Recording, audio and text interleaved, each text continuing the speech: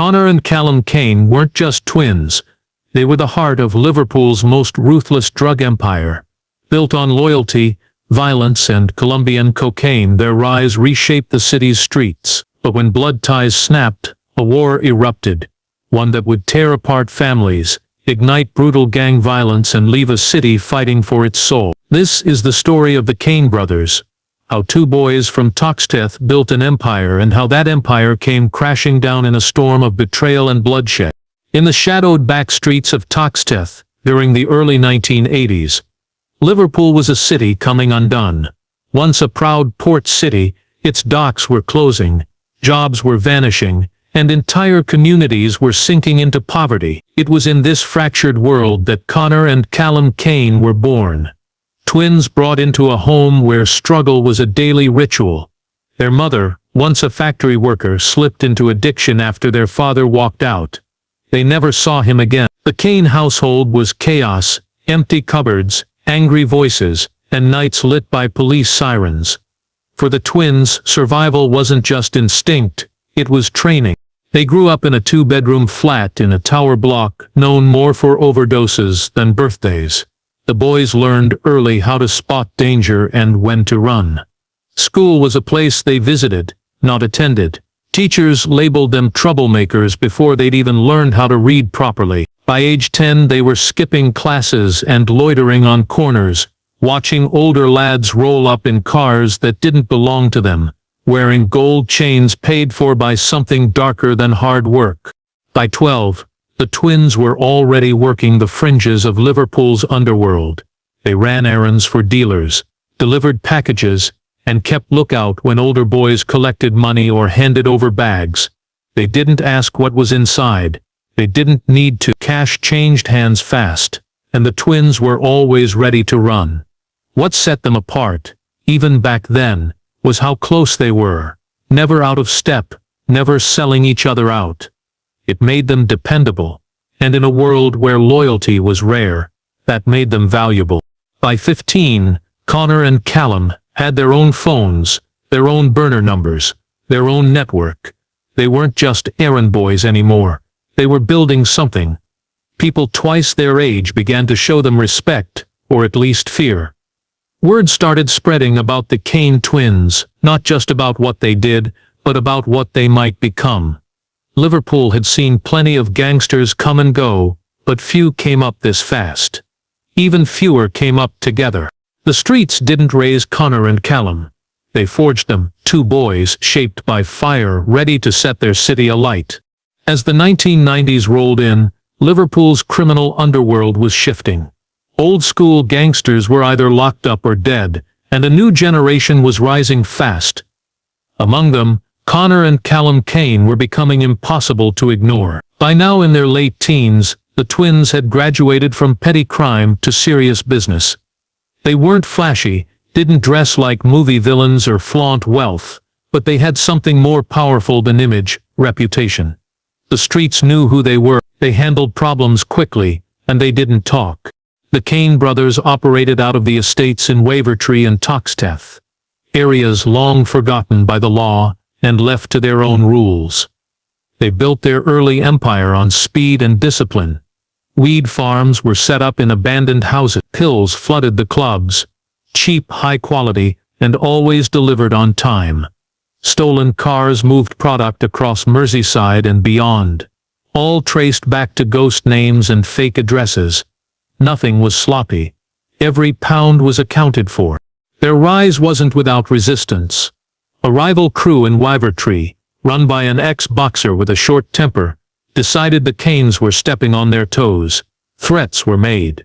A car was set on fire. Most young dealers would have backed off. But not the twins.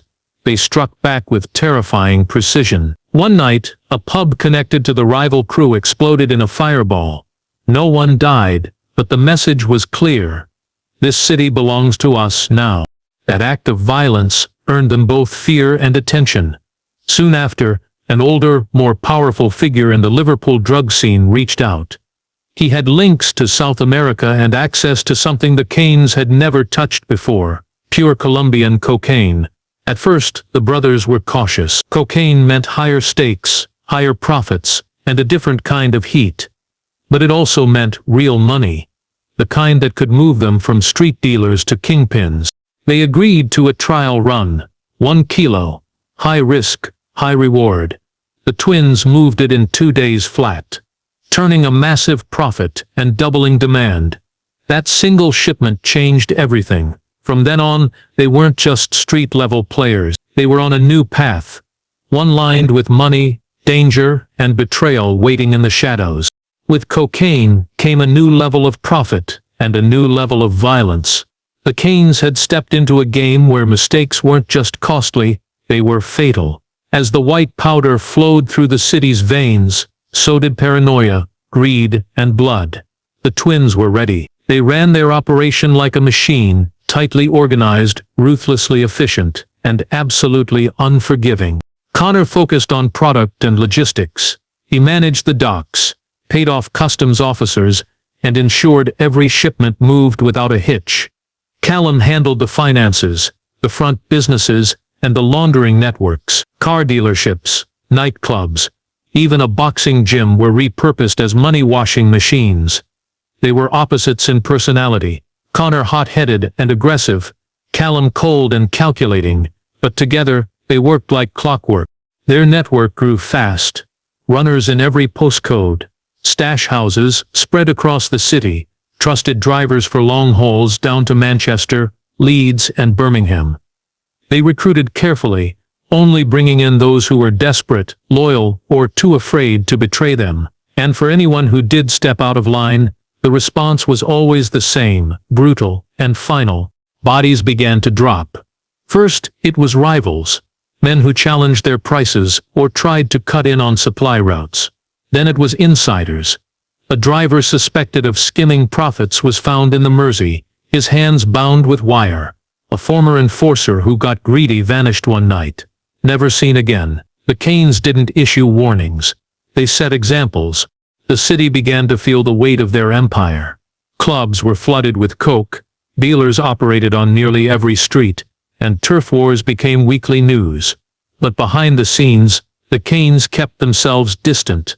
No direct phone calls, no digital trails, no fingerprints on the product. Police knew something big was happening, but they had nothing to pin it on. Their success, however, came at a cost. The pressure mounted daily. Every shipment was a risk. Every new recruit, a potential leak. Trust became a rare currency, and mistakes were punished with death. As their empire expanded, so did the cracks beneath it. And though they didn't see it yet, the Kanes were building their kingdom on a foundation already starting to rot. By 2008, the Kane brothers had risen to the top of Liverpool's criminal hierarchy. What had started with small-time dealing in broken neighborhoods was now a sprawling drug empire worth millions. Their fingerprints were nowhere, yet their influence was everywhere. From the docks of Bootle to the clubs in Concert Square, nothing moved without their say-so. The cocaine trade was theirs, and every gram that hit the streets made them richer, more feared, and more powerful. They lived well, but kept a low profile.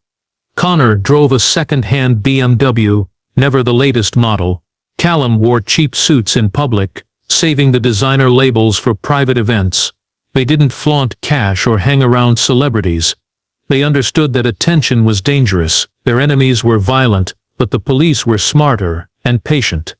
Avoiding both was key to survival. But with growth came complexity. The Kanes now employed over 100 people in their network, from teenage lookouts to high-level couriers flying across Europe. They had lawyers on retainer, accountants cooking the books, and corrupt port workers making sure containers came through unnoticed. Cocaine wasn't just arriving in kilos now, it was coming in tons, hidden in shipments of fruit, electronics, and furniture. Their empire stretched beyond Liverpool. Gangs in Manchester, Birmingham, and even parts of Scotland relied on the Kanes for supply. The twins didn't operate like typical street criminals. They saw themselves as businessmen, managers of a multinational operation, albeit one built on drugs and fear. But while they were united in public, behind closed doors, tensions were beginning to build. Connor believed in expanding aggressively, Faster, bolder deals, riskier routes. Callum was more cautious. He worried they were growing too quickly, drawing too much attention. Their arguments became more frequent, more intense. They began taking separate meetings, making separate decisions. The bond that had carried them through poverty and gang wars was starting to fray. Still, they held it together. Their name carried weight, and their operation ran with machine-like precision. But cracks were appearing beneath the surface, and neither brother fully trusted the other anymore. Power had made them rich, but it had also started to change them. What they didn't know was that a single misstep would soon turn suspicion into war. In early 2010 everything changed. Callum Kane, always the one chasing bigger deals, made a move that would shatter the fragile balance between the brothers. Tired of middlemen and rising costs, he arranged a direct deal with a powerful Colombian cartel. If it worked, it would cut expenses in half and double their profits overnight. But it wasn't just bold, it was reckless. Connor flew to Medellin under a fake passport, using a contact set up by a London-based trafficker. The meeting went ahead in a gated compound, far from the safety of Liverpool. The cartel agreed to ship 2 tons of high-purity cocaine to the UK on one condition: absolute secrecy. Any leak, any sign of law enforcement, and the deal was off, permanently. The first sheets had turned into a battlefield. The Kane brothers' feud spiraled into an all-out gang war, engulfing neighborhoods and dragging innocent lives into the chaos. The city, once used to occasional turf disputes, was now gripped by a wave of violence unlike anything seen before. Every week brought news of shootings, stabbings, and arson attacks, leaving families shattered and communities living in fear. Connor and Callum's crews battled for control of key areas, dockyards, housing estates, and nightclubs that served as fronts for their operations. Drive-by shootings happened in broad daylight, sometimes targeting homes with children inside. Safe houses were set ablaze, forcing entire gangs to scatter or surrender. Each act of aggression was met with brutal retaliation, escalating the conflict in a vicious cycle of bloodshed. Despite the mayhem, both brothers managed to avoid direct arrests. Their operations were carefully insulated by layers of trusted lieutenants and foot soldiers. The police had the bodies and the crime scenes, but struggled to connect the violence back to the Kane twins. Witnesses were too scared to come forward, and evidence was often destroyed before it could be collected. Liverpool's underworld had become a code of silence built on fear. As the war dragged on, the death toll climbed. Over a year, at least 14 people were killed. Some caught in crossfire, others targeted for being suspected informants or traitors. Innocent bystanders were also victims, their lives collateral damage in a family feud gone too far. Community leaders called for peace, but the Kanes had long abandoned any hope of reconciliation. Amid the chaos, a new player emerged. A younger gang from Everton, known as the Dock Boys, had watched the war unfold with careful interest. They had stayed neutral, biding their time while the Kanes tore each other apart. Now they saw an opportunity to rise from the ashes. The Dock Boys began quietly taking over supply routes and safe houses left vulnerable by the fighting. They spread rumors and misinformation, stoking distrust between Connor and Callum's factions. By the time the brothers realized they were being manipulated, the Dock Boys had grown into a powerful force, one that threatened to wipe out what was left of the Kane Empire entirely. Liverpool's drug war was far from over. It was about to enter a new, even darker chapter. As the violent feud between the Kane brothers consumed Liverpool, a shadowy force was quietly gaining ground. The Dock Boys, a ruthless young gang from Everton, had watched the conflict unfold with careful patience. They understood the danger of picking a side in the Kane war. Instead, they chose to stay under the radar, biding their time, waiting for the perfect moment to strike. Behind closed doors, their leader crafted a cunning plan. The Dock Boys began spreading misinformation, leaking false intelligence to both Connor and Callum's camps. They fed rumors of betrayals and secret meetings, stoking the growing paranoia between the twins. Every hit, every ambush, every lost shipment was carefully engineered to look like it was the work of the other brothers' faction. Slowly, the Kane brothers were being driven further apart. While the Kanes were busy fighting each other, the dock boys moved in. They seized key drug routes, left unguarded by the brothers' distracted crews. They took control of stash houses, abandoned after raids or attacks. They bribed dock workers and local officials, establishing their own network quietly but quickly. By operating in the shadows, the dock boys avoided the spotlight and built a reputation for deadly efficiency. No one saw them coming until it was too late. Within months, the dock boys had become a major player in Liverpool's drug trade, supplying neighborhoods once controlled by the Kanes. Their influence spread like wildfire, and their muscle was growing. Violence didn't stop, it just shifted. The dock boys were no less ruthless than the Kanes. They simply had better timing and more discipline. The brothers realized too late that their greatest threat was no longer each other. The war they'd started had opened the door for a new generation, smarter and hungrier. The Kane Empire, built on loyalty and violence, was crumbling not because of police raids or rival cartels, but because of the very chaos the twins had created. In the shadows, the dock boys tightened their grip, preparing to take over what was left of Merseyside's cocaine throne. The fall of the Kane brothers was no longer just a possibility. It was inevitable. By 2014, the Kane brothers' empire was a shadow of its former self. The war had drained resources, shattered alliances, and torn apart what little trust remained. Connor, desperate to hold on to what was left, grew reckless. His once loyal crew was shrinking, and the Colombians had cut all direct ties, refusing to deal with anyone connected to the ongoing bloodshed. Pressure was mounting from all sides. That year, Connor was caught in a carefully orchestrated police sting near the docks. A trusted associate had worn a wire, gathering months of evidence on shipments, meetings, and transactions. The arrest shocked the underworld, but wasn't entirely unexpected. Connor faced a long list of charges: drug trafficking, conspiracy, and possession of illegal firearms. During the trial, he pleaded guilty, securing a 28-year sentence. His empire was slipping through his fingers. Callum, meanwhile, had gone underground. He disappeared from the public eye, cutting ties with even his closest allies. The paranoia that had been growing for years turned into isolation. But the streets never forget. In 2016, Callum was found dead in a luxury flat near Sefton Park. He had been shot twice in the back of the head. The murder was cold and professional. No forced entry, no struggle, no witnesses. It was a message to anyone who might try to fill the power vacuum. Rumors swirled about who was behind the hit. Some believed loyalists from Connor's faction wanted revenge. Others suspected the dock boys, who had been steadily tightening their grip on Liverpool's drug scene. Whoever was responsible, Callum's death marked the final collapse of the Kane dynasty. With both brothers gone, their empire fractured completely.